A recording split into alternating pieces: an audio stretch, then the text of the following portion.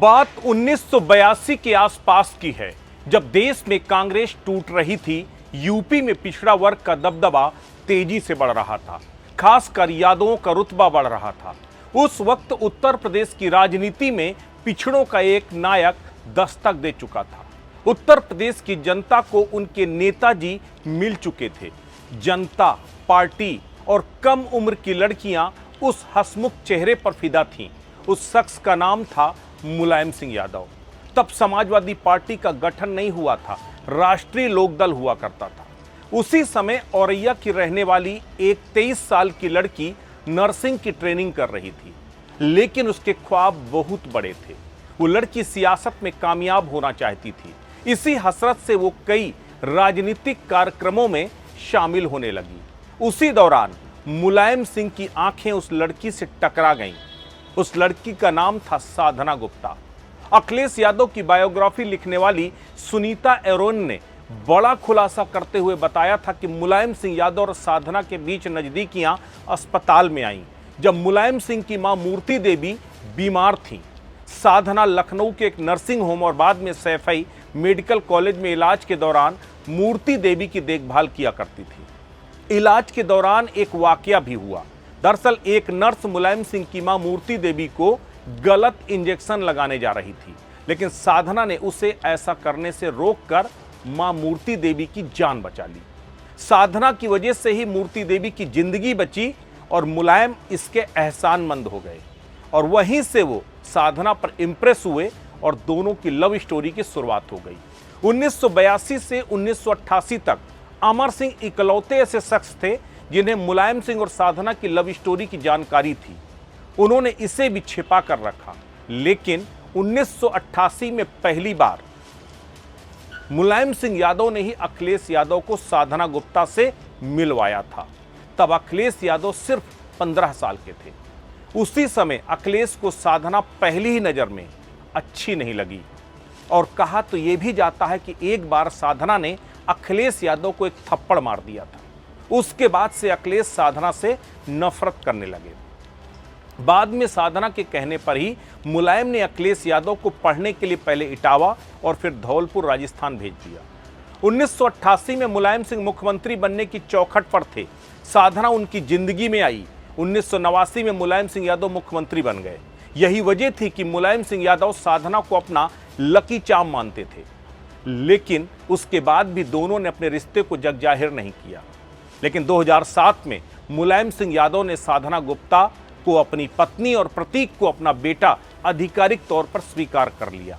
लेकिन अखिलेश यादव साधना को अपनी मां और प्रतीक को अपना भाई कभी स्वीकार नहीं कर पाए। अखिलेश यादव और साधना के बीच हमेशा रिश्ते तल्ख बने रहे। साधना खुद तो राजनीति में नहीं आ पाई, लेकिन वो चाहती थी कि उनका बेटा राजनीति में सफल हो। लेकिन अखिलेश यादव कभी नहीं चाहते थे कि मुलायम सिंह की कोई और उत्तराधिकारी बने। यही वजह रही कि अखिलेश और प्रतीक के बीच रिश्ते अच्छे नहीं रहे। वो अलग बात थी कि प्रतीक यादव खुद राजनीति में आने के बहुत उत्सुक नहीं थे, लेकिन मां साधना गुप्ता प्रतीक यादव को किसी भी तरह राजनीति में लेकर आना चाहती थी। जैसे रामायण में श्री राम के पिता दशरथ की पत्नी कैकेयी ने अपने बेटे भरत के लिए दशरथ से राजगद्दी मांगी थी, ठीक वैसे ही 2012 में साधना गुप्ता ने पति मुलायम सिंह यादव से अपने बेटे को अखिलेश के बराबर दर्जा देने का वादा मांगा। मुलायम ने 2 साल का समय मांगा, लेकिन 2 साल का समय भी बीत गया, लेकिन अखिलेश किसी भी कीमत में प्रतीक को राजनीति में लाने को तैयार नहीं थे, जिससे अखिलेश और साधना गुप्ता के बीच कलह और बढ़ गई। और अखिलेश ने सीधे तौर पर पिता को बता दिया कि उनकी राजनीतिक विरासत का उत्तराधिकारी अखिलेश यादव के सिवा कोई और नहीं हो सकता। उसी के बाद ये विवाद और तेज होता गया। 12 सितंबर 2016 मुलायम सिंह की पत्नी साधना गुप्ता वाराणसी गई, वहां एक साधु से मिली। उसके बाद से ही उत्तर प्रदेश की सियासत पूरी तरह बिखरने लगी, सरकार डगमगाने लगी। कुछ घंटों के भीतर ही लखनऊ में सियासी भूचाल आ गया। अखिलेश यादव ने साधना गुप्ता के करीबी मंत्री गायत्री प्रजापति को बर्खास्त कर दिया। अगले ही दिन मुलायम सिंह यादव ने प्रदेश अध्यक्ष पद से अखिलेश यादव को हटा दिया। अखिलेश यादव ने चाचा शिवपाल यादव को कई मंत्रालय छीन लिए। मुलायम सिंह यादव ने अखिलेश की जगह शिवपाल यादव को प्रदेश अध्यक्ष बना दिया। उसके बाद अखिलेश ने शिवपाल यादव को मंत्रिमंडल से बर्खास्त कर दिया। दरअसल मुलायम सिंह यादव ने अखिलेश और प्रतीक के बीच सरकार के अंदर कई बंटवारे कर रखे थे। शिवपाल यादव को प्रतीक की जिम्मेदारी दी थी और प्रतीक और साधना के कुछ करीबियों को मंत्रिमंडल में जगह दी गई। उन्हीं में से एक थे गायत्री प्रजापति, जिन्हें उस वक्त सबसे कमाऊ और मलाईदार खनन मंत्रालय दिया गया था। लेकिन जब अवैध खनन और काली कमाई के फेर में गायत्री प्रजापति फंसे, हाईकोर्ट से सख्त एक्शन के आदेश दिए गए, तो सरकार की छवि बचाने के नाम पर अखिलेश यादव ने गायत्री प्रजापति को बर्खास्त कर दिया। और शिवपाल यादव से भी अखिलेश के रिश्ते सिर्फ इसीलिए खराब हो गए क्योंकि शिवपाल लगातार प्रतीक और साधना के साथ खड़े थे। शिवपाल ही नहीं, अमर सिंह से भी अखिलेश के रिश्ते इसीलिए खराब थे क्योंकि वो अमर सिंह को जिम्मेदार मानते थे कि साधना गुप्ता को मुलायम परिवार में एंट्री अमर सिंह ने ही कराई।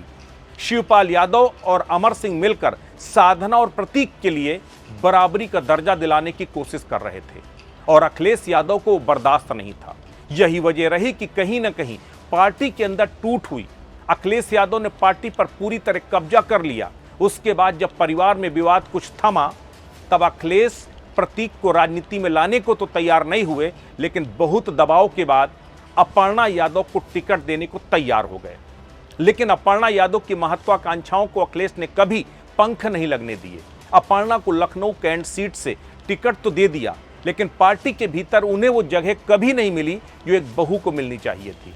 जिसके बाद 2022 में समाजवादी पार्टी में अपना सियासी मुस्तकबिल सुरक्षित न देखकर अपर्णा ने बीजेपी का दामन थाम लिया।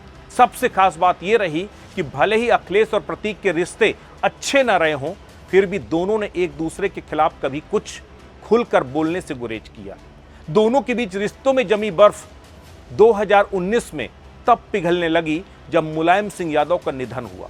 प्रतीक यादव ने छोटे भाई की तरह अखिलेश यादव के साथ मिलकर पिता मुलायम सिंह यादव की अंत्येष्टि से लेकर सभी संस्कारों में अखिलेश के साथ शामिल रहे। उन्होंने एक बयान भी दिया कि भैया अखिलेश सब संभाल रहे हैं। उसके बाद अभी हाल ही में कुछ समय पहले सैफई में परिवार में एक शादी हुई और उस शादी समारोह के दौरान भी प्रतीक यादव, अपर्णा यादव अखिलेश और डिंपल के पैर छूते नजर आए और साथ में फोटो सेशन भी कराया। इससे साफ पता चल रहा था कि दोनों के रिश्तों की तलखी कम हुई है और अब अचानक प्रतीक यादव का जाना अपने आप में एक बड़ी क्षति है। सबसे बड़ी बात यह है कि वो अलग बात है कि अखिलेश और प्रतीक के बीच की तलखियां कम हो गई थीं, लेकिन यह भी सच है कि अखिलेश ने कभी भी प्रतीक को अपने भाई का दर्जा नहीं दिया।